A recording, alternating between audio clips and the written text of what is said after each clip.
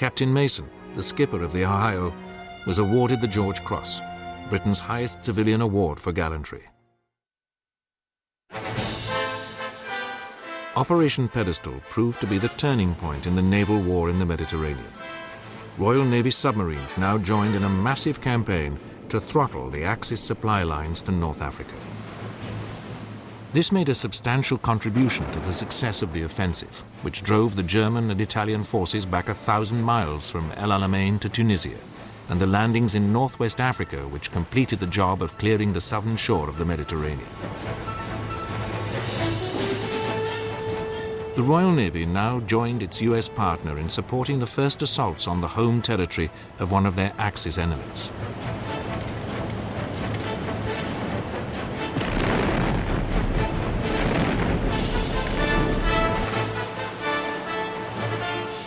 In July 1943 came the Allied landings on Sicily, and 2 months later on the Italian mainland.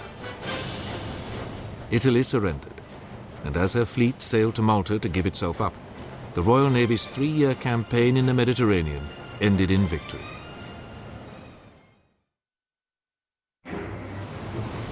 By the autumn of 1943, the naval war in the Mediterranean was effectively at an end, and the U-boats in the Atlantic under control.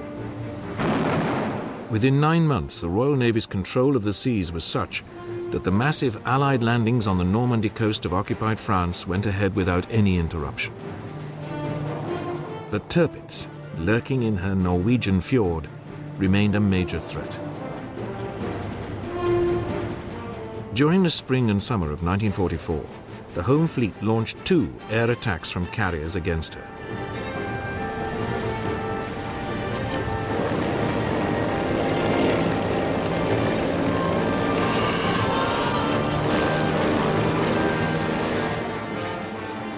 Although the Fleet Air Arm pressed these home with great skill and courage, it became obvious that its aircraft could not carry weapons powerful enough to inflict significant damage.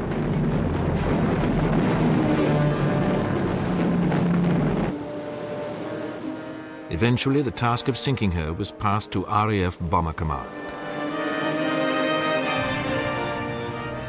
Using the specially developed 12,000-pound tall boy bomb, Lancaster bombers finally sank Tirpitz on the 12th of November, 1944. The German naval threat from Norway had at last been eliminated.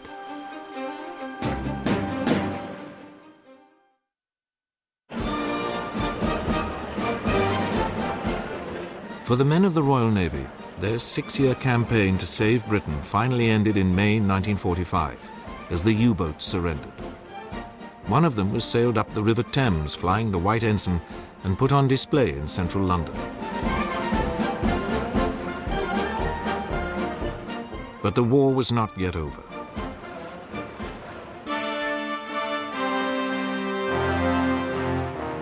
More than 3 years earlier, preparations had begun in the Far East for a crucial blow to the Allies.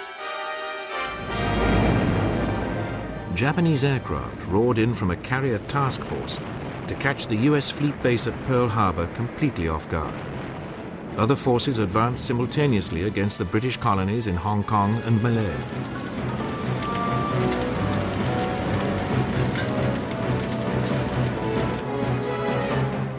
As in the West, the Pacific War began disastrously for the Royal Navy.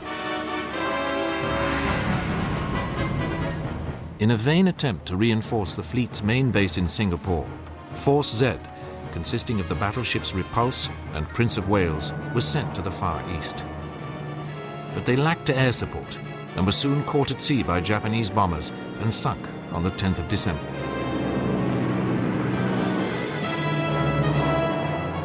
Unable to spare any more ships from European waters, the Navy was forced to withdraw first to Colombo in today's Sri Lanka and then back across the Indian Ocean to the East African port of Mombasa. Although the sea lanes to India were kept open, it was not until 1945, as the European war was coming to an end, that the Royal Navy returned in force to the Pacific.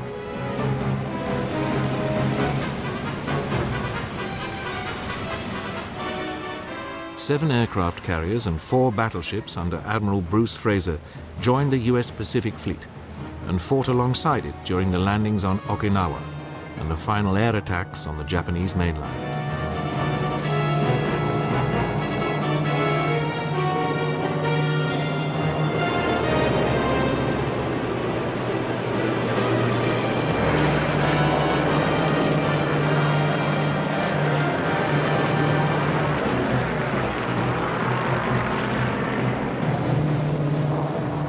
Alongside the US Navy, the Royal Navy's ships were subjected to the terrifying ordeal of kamikaze attacks. Although a number of ships were hit, the armored flight decks of the British carriers proved much greater protection than the wooden decks of their American counterparts, and none was sunk or put out of action for long.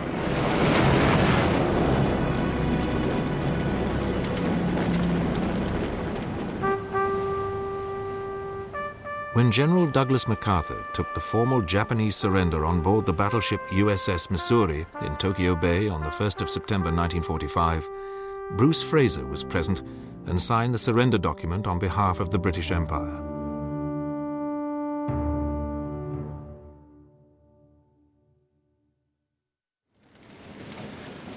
The sacrifice made by the Royal Navy during World War II was enormous. It lost 5 capital ships, 10 carriers, 31 cruisers, and 146 destroyers. Over 50,000 of its personnel perished. But the spirit which had, over the centuries, made the Royal Navy Britain's bulwark remained as strong as ever.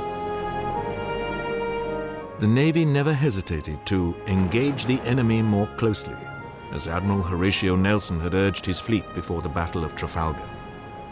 The 6-year battle fought by the gladiators of the Royal Navy in every ocean of the world not only saved their country, but played a crucial role in saving the free world.